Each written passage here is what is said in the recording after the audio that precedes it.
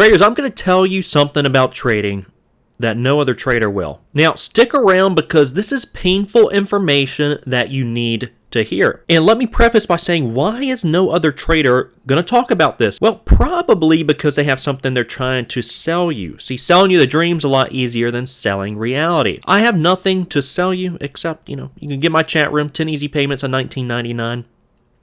I'm kidding. What I'm trying to do, what I've always been about, is helping jumpstart traders' careers. I have seen it all, and I think I can benefit you in that regard. I've said before I can help lay out the blueprint for your success. You have to be the one to build the house. Now, my main talking point in this video is going to be around the phrase, you never make it, you're always making it.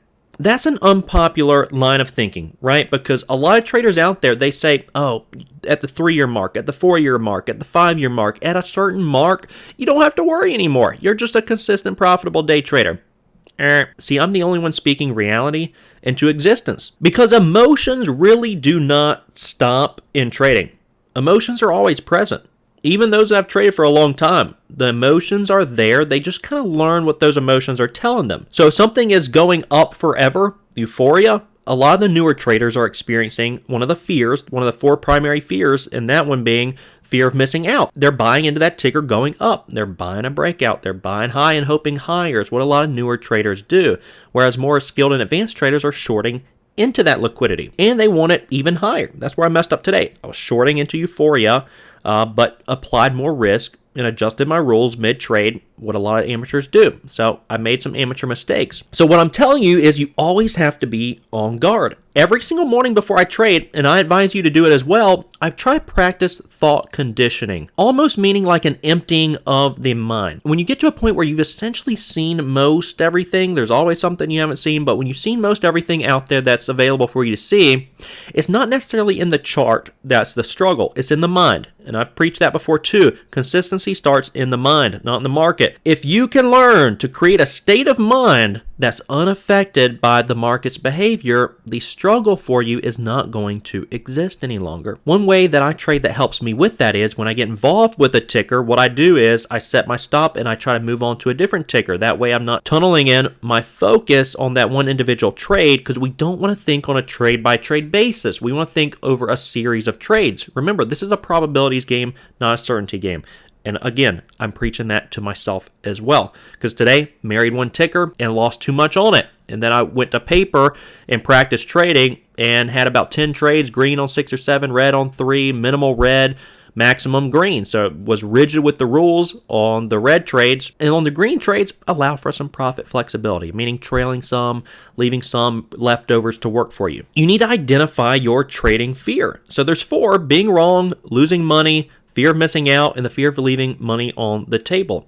The one that I struggle with the most is the fear of being wrong. And that's why I try to distract myself from myself. Set the stop and move along. Take the signal, take the high probability signal, and move along. Because the longer you stick around, the more the bias grows, especially the heavier size you get, the more the bias grows, and bias, not a very good thing when trading. Larger size, in my opinion, equals larger bias, and that's relative based on your trading account. And for those of us that have traded for a longer time, I think the bias is there, because we've seen a lot of these patterns work very consistently, but it's not a guarantee. There's no certainties. I go over the triangle of distribution. In fact, the upside down triangle of distributions, where you have a highly likely scenario of it working out, the top of that, and then another 15% less likely, and that leaves you with 10% or even lower, maybe 5% of a highly unlikely scenario of it doing X, Y, and Z. Think GME. Think a low float play going from $1 to $100. Not very likely, but it is possible, and you have to expect the unexpected. And what are the implications on that for your account? Meaning you have to set risk. And this is for the newer traders. You cannot operate under the assumption that an increased amount of indicators and chart analysis is going to equal higher consistency rate. All it's going to do is create a stronger bias. If your chart looks like air traffic control, it's just going to create stronger bias. Trust me. I know this. I have seen it all, guys. There's not much I have not seen. So when I started out too, every indicator I could, I was trying to eliminate risk. You're never going to eliminate risk entirely. So most of the advanced traders, they stick to just a few indicators, which they've seen have worked out more times than not. They stick with those, and they'll mainly trade human behavior because that does not change. People buy high, hope higher. They capitulate, they sell fear at the bottom, and they buy at the top. Not much has changed. But again, preaching to myself here when I tell you that you're never going to be able to eliminate all losses or the risk. You're never going to be able to do it. But what you can eliminate and what you do have control over are large losers. Can eliminate large losers. It's a difficult journey because you have to detach yourself entirely from the outcome. Unlike any other career out there. If you're a doctor, you can never detach yourself from the outcome, right?